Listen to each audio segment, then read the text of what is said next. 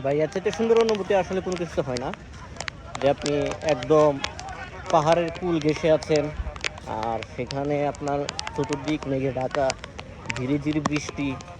আসলে এই অনুভূতিগুলো বলে প্রকাশ করার মতো না।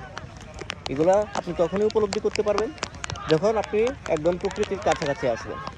আপনার প্রকৃতি সম্পর্কে জানতে হলে প্রকৃতির কাছাকাছি আসতে হবে, প্রকৃতিকে ভালোবাসতে হবে।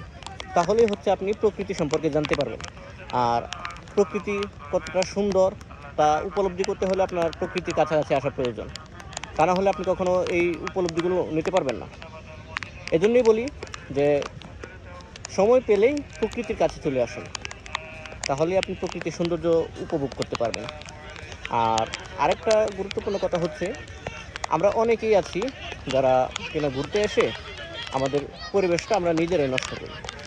হ্যাঁ, আমরা প্লাস্টিক পণ্য ব্যবহার করি, তো ওইগুলো কিন্তু আমরা চাইলেই একটা নির্দিষ্ট জায়গায় ফেলতে পারি, কিন্তু আমরা তা না করে যত্রতত্র এইগুলো ফেলে রাখি, যা কিনা আমাদের পরিবেশের জন্য খুবই ভয়ঙ্কর ক্ষতিকর।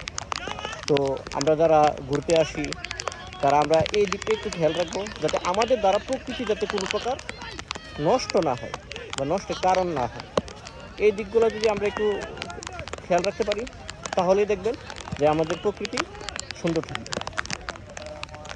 তো এটাই বলি যে প্রকৃতির সৌন্দর্য উপভোগ করতে হলে ঘুরতে আসুন, প্রকৃতি সম্পর্কে জানুন, প্রকৃতিকে ভালোবাসুন।